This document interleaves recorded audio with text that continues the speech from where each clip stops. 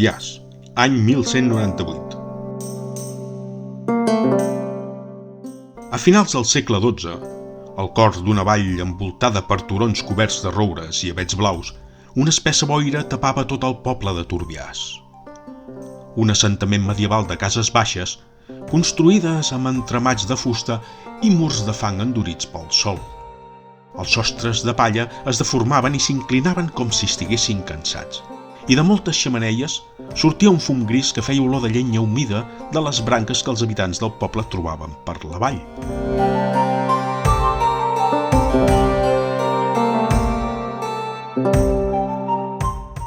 Els carrers eren plens de bassals i fang trepitjat, sempre humit, fins i tot a l'estiu. A l'hivern es tornaven trampes espesses on s'enfonsaven les velles botes i les rodes dels carruatges.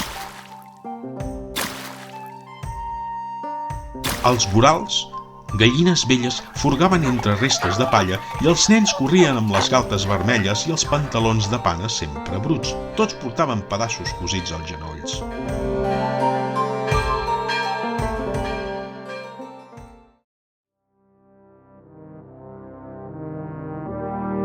El so constant del poble era una barreja de martells colpejant ferro, precs i oracions murmurants i molt sovint s'escoltava una tos profunda sortir de moltes de les finestres de les cases.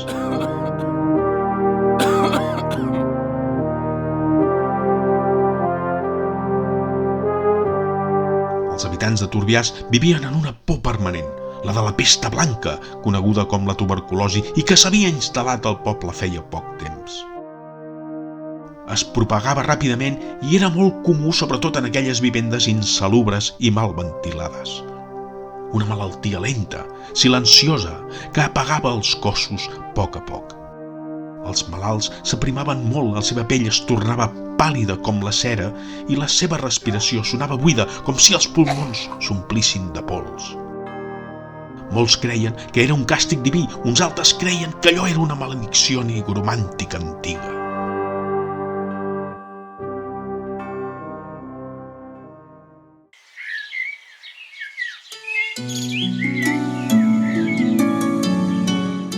En una de les cases més apartades, gairebé a la vora del bosc, hi vivia una tal Cristina, una dona de poques paraules i mirada atenta.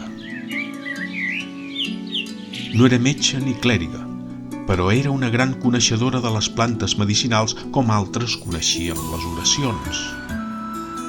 La Cris, la de les herbes i els gats, com li deien els veïns del poble, era un pou de sabidoria. Ho havia après de la seva àvia i aquesta de la seva mare. Un saber antic que no estava escrit en llibres, sinó a la memòria, així com els xinesos la seva medicina.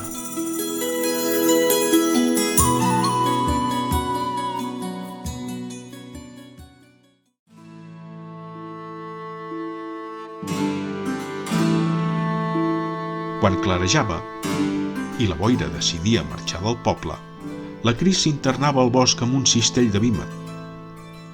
Recol·lectava arrels amargues, fulles de vores dentades i flors petites que creixien entre les pedres. Sabia quines calmarien la febre, quines netejarien la sang i quines enfortirien el pit cansat de tant tossir. Al cobert de casa seva penjaven ramells secs del sostre i l'aire estava impregnat d'aromes florals i terrosos. Amb aquelles plantes elaborava una beguda espessa, fosca, de sabor molt aspre i amarg alhora, ja que així mobilitzaria la sang utilitzant el que era una combinació hemostàtica molt potent. Deia que sobretot calmava l'escalfor interna que agitava la sang i desbordava els vasos sanguinis.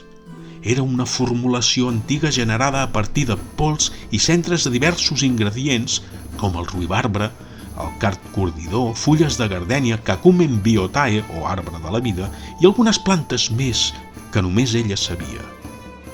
Aquella fórmula ancestral bullia durant hores en un calder de ferro. Deia poc sobre la preparació, no per misteri, sinó per respecte a qui li havia confessat aquella antiga prescripció herbal.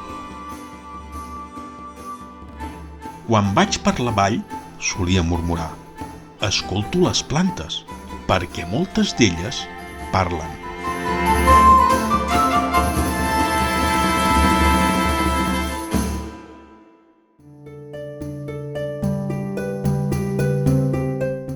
principi, molts dels vilatans desconfiaven de la Cris, també de les seves pòssimes i brevatges, i la veritat és que no van passar desapercebuts, ja que aquells comentaris van anar més enllà dels pobles del voltant. Alguns es persignaven en veure-la passar, altres, però, li deien bruixa, amb el risc que aquelles consideracions li podien causar quan va sorgir la recent estrenada i temuda institució de la Santa Inquisició i els seus repugnants mètodes d'interrogatoris amenaçadors, de tortures, i que generalment acabaven en cruels sentències, principalment d'aquells que contradeien els dogmes de la fe cristiana i la seva ideologia. Confiscaven béns, se'ls imposava càstigs físics amb fuetades, abjuració que forçaven els acusats a renunciar a les seves creences mitjançant tortures per arribar a una falsa confessió i, el pitjor de tot, sentenciaven amb la pena capital a morir a la foguera aquelles dones que les consideraven bruixes.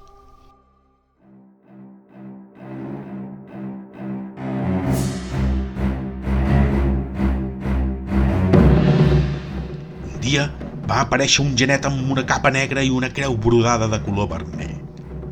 El seu cavall avançava lentament, com si marqués el pas d'una sentència inevitable. Venia enviat per aclarir aquells rumors. L'arribada d'aquell genet va silenciar els martells i fins i tot els gats i els gossos també van callar.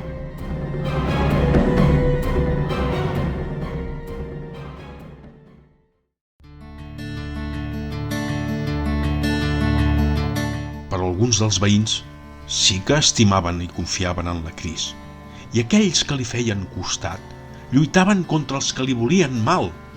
Tot i així, alguns la volien ben lluny, però eren aquells que tenien por de la seva pròpia ignorància.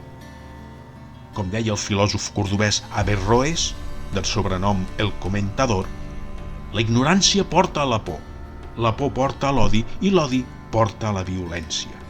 I així és com es comportaven alguns dels habitants de Turbiàs. El poble estava dividit i sovint aquells qui encara gaudien d'una salut més bona tenien batusses entre ells. Aquelles batusses, quan sortien de la taverna entrompats de vi calent, generalment començaven entre les dones escopinades i entre els homes a cops de puny i a pedrades.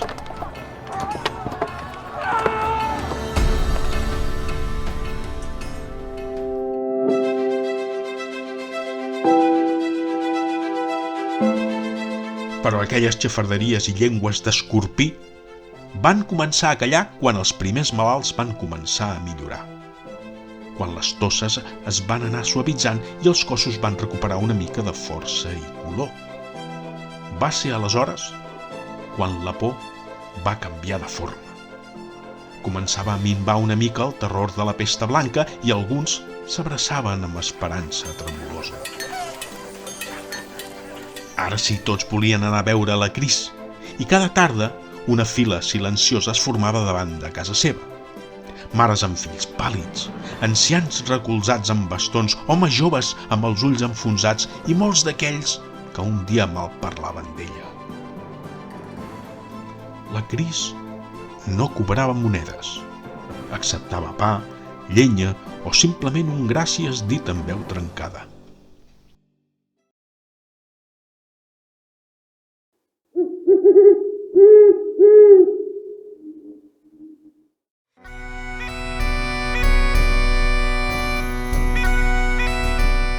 Però la Cris, al capvespre, va ser arrestada. No va oposar resistència. Va permetre que li lliguessin les mans amb una corda aspra i va caminar pels carrers de fang sota la mirada d'aquells que havia ajudat a viure. Ningú va parlar, ningú va plorar. Només el vent era l'únic que semblava protestar.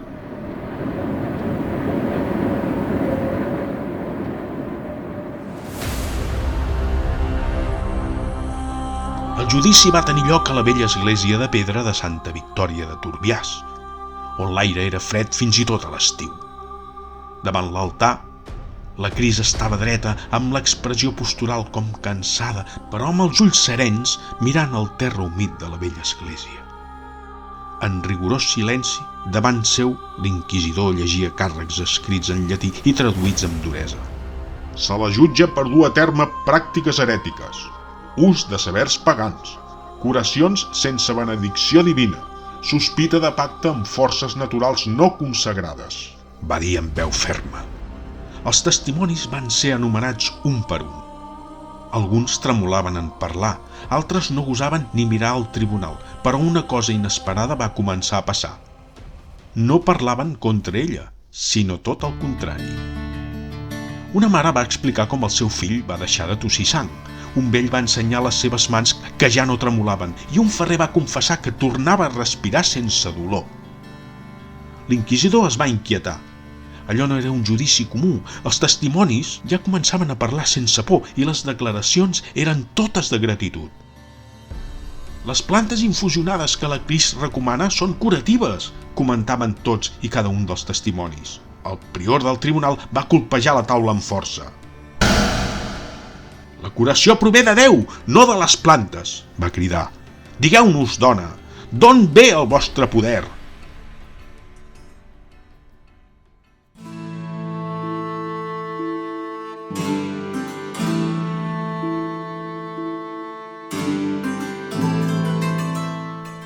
La Cris va alçar la mirada per primera vegada. De la terra que Déu va crear, va respondre amb veu ferma. D'escoltar allò que ja existeix, però que molts no volen escoltar. No he invocat dimonis ni pronunciat paraules prohibides. Estudio les plantes, res més que això. Finalment el prior no va dubtar en donar el seu veredicte i que va pronunciar sense solemnitat. La Cris no va ser executada, però tampoc absolta del tot.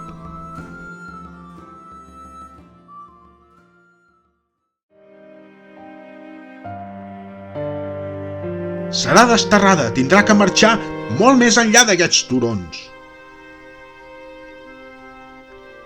La sentència va caure com una pedra al pit del poble. La Cris va acceptar sense protestar. Abans de marxar, però, va demanar una sola cosa. Deixar les seves notes als seus ramells secs i al seu saber als ancians del poble que sempre li havien fet costat. Turbiàs no es va salvar del tot. La mort va continuar visitant el poble com sempre ho havia fet, però la pesta blanca va deixar de ser una sentència segura. Hi havia una esperança de vida. En aquells carrers plens de fang es van tornar a sentir algunes rialles i el fum de les xemeneies feia olor una mica menys a comiat.